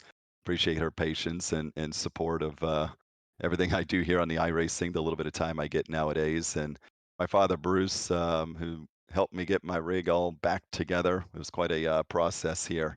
Well, we had a lot of other things going on our plate. And my brother Aaron, he's usually watching, and my new landlords, because I'm not living in my new house yet. So my neighbors have taken me in, and I got to give a shout out to Vernon and Deborah, and they've taken my wife and I here until our house is finally ready to live in. But yeah, just appreciate you guys making a great call in the race, the admins, Nate and team for running a good league in here. And again, while the 12 car may be out of the playoffs, I'm gonna run my heart out these last two races and see if I can squeak out a win. Absolutely. Andrew Medlin's second place finish here tonight, and always a threat for a chance to possibly win. Andrew, good luck at Auto Club and Homestead coming up. Appreciate it, Sam and team. Have a good week. We'll see you at California. And now we get to bring in the man who's been on the hottest streak all throughout the playoffs. It's that of Kyle McCoy. As we bring in the 7, Kyle, we get to see Iowa State University on your car a lot here tonight, running a little bit of a different throwback scheme. But we get to see talk to you again. Victory Lane, 3 races in a row in 5th of the season. Kyle, how do you keep on doing it? Yeah, I I gotta be honest. I didn't expect tonight. I won't call it easy because Darlington is never easy. But I did expect like a little more challenge, I guess. But I've put in a ton of laps here, and this track is my home. I love this place. So love winning here. It's got to be my favorite on the sim. So because it's so hard to run by yourself. Everybody was having problems on their own, and then when you get cars side by side, everything just compound. So they made me work for it at the end, and super happy to be in victory lane again. This is awesome. Yeah, it seemed like for us up at the booth, it seemed like the hardest part for you was those last 30 laps, and also whenever you were getting by lap traffic. What was going through your mind getting by lap traffic as well as when that late yellow came out? Yeah, lap traffic. First of all, I mean, just patience, right? Like this whole place is all about patience. So, and that's what I've been preaching all week to my teammates. Just if you have a clean car at the end of this thing, you've done your stuff right. So you don't push 100% unless you really have to, which they made me do at the end. But patience for lap cars. So I knew I had a lead. So I took my time, tried not to be in the middle of anything all too much. There were a couple sketchy moments, as there always are, but yeah. And then the last 30 laps, yeah, cautions are a product of Darlington, so you expect those, and I was expecting it to happen at some point. So yeah, they made me work for it at the end. Just try to run clean laps, and like I said, don't put it in the fence. And I got close a couple times, but we managed to keep it on the fence. And I think this might be the first time I've ever finished a Darlington race with 0x and never hitting the wall. So that's really that's exciting. I'm almost more proud of that than the win itself. But it was that's always cool to do that too. So Oh, absolutely. I mean, that was one of the things we were kind of preaching about up in the booth. It's about racing the track and really not the others around you, and you did that to a T here tonight. Kyle, you're locked in. You're now going to be battling for a championship. How are you feeling about that? And as well, you can finish out by thanking your sponsors. yeah, well, I love the fact that I don't have to even think about Auto Club next week. That's great. My teammate Travis has got we got to do some work and figure out how we're going to get him into. But I'm glad I'm not in that spot to have to think about it, I guess. And so I'm going to start working on Homestead. This is the luxury of winning first, right? So start working on Homestead, and that's not my best track. So any and all practice is going to be necessary there. So we'll put the work in and see what happens. I'm feeling better about it now. I'm really feel like I'm in the zone right now, which is fun. That's a fun time. It doesn't happen, and it's fleeting. So it'll be gone just as fast as it was here. So we'll keep working and see where we end up there. Yeah, I love. Thanks to my teammate, especially Brian this week. We put in a ton of laps, and he had top 10 speed and just had the brakes fall wrong, and that's another thing. I'm getting the brakes to fall my way right now. So at some point they're not going to. We're going to be ready for that. So yeah, looking forward to these last 2 weeks. Kyle McCoy locked in to now race for a championship at Homestead here in 2 weeks. And congratulations, Kyle, on the win here tonight. Have fun enjoying this one. Thanks, guys. We'll see if we can keep it up. Hottest driver of the series currently, Zach, as we now get to take a look at the unofficial results here at Darlington. But man, a lot of drivers from our Elite 8 that are going to have to come back and rebound, but this certainly closes in the gap as some of the drivers that were up front points-wise, Scott Rickard, Travis Butt, and also Nick Holland. All those 3 drivers that are not officially locked in that came in inside of our top 4 in points, they are going to be needing a lot of help going into Auto Club. As you see here, where drivers lie, it's Kyle McCoy, Andrew Medlin, Kyle Bowling is going to be our top 3, with Derek Offerman, Ken Campbell going to be your top 5, Aaron Hale, Scott Rickard, Dylan Grimm. Great recovery for that of the 8 and for the 0-5. Ninth place going to be Nate Lynch and John Dart finishing out your top 10 as we just see the rest of the results fall through. But Zach, this is I mean, certainly we've kind of gotten the spicy emojis out there where everyone's starting to attach to that now.